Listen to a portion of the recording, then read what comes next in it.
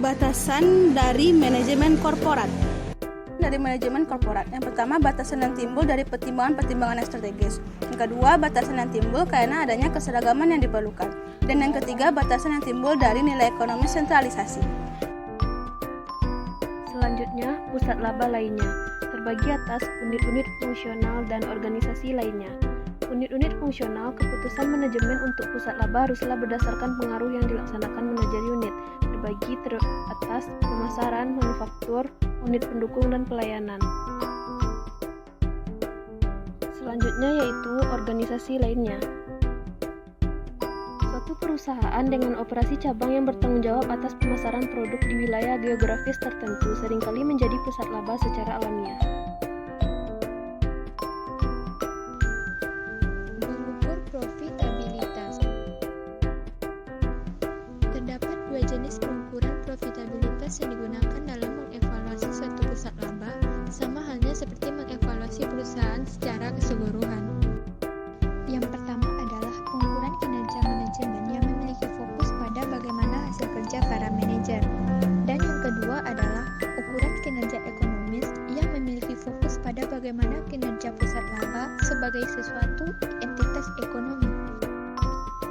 Jenis-jenis ukuran kinerja. Yang pertama adalah margin kontribusi, yang mana menunjukkan rentang antara pendapatan dengan beban variabel. Yang kedua, laba langsung, yang mencerminkan kontribusi pusat laba terhadap overhead umum dan laba perusahaan. Ketiga, keuntungan terkendali, di mana manajer unit bisnis dapat mengontrol pengeluaran-pengeluaran sampai taraf-taraf tertentu. Keempat, pendapatan sebelum pajak, di mana semua overhead perusahaan dialokasikan ke pusat laba berdasarkan jumlah relatif biaya yang dikeluarkan setiap pusat laba. Dan yang kelima yaitu laba bersih, di mana perusahaan mengukur kinerja pusat laba domestik berdasarkan laba bersih, yaitu laba setelah pajak. Mengukur laba di pusat laba melibatkan penilaian tentang bagaimana pendapatan dan pengeluaran juga harus diukur. Dalam hal pendapatan, pemilihan metode pengakuan pendapatan sangatlah penting dalam beberapa kasus pusat laba dapat berpartisipasi dalam suatu usaha penjualan yang sukses.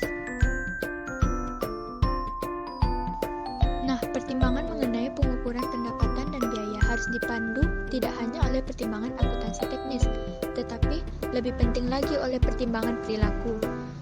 Dalam hal ini, pertimbangan manajemen sangatlah penting. Para manajer harus diukur berdasarkan pos-pos yang dapat mereka kendalikan. Bahkan jika sekian pembahasan dari kelompok 3. Terima kasih. Assalamualaikum warahmatullahi wabarakatuh.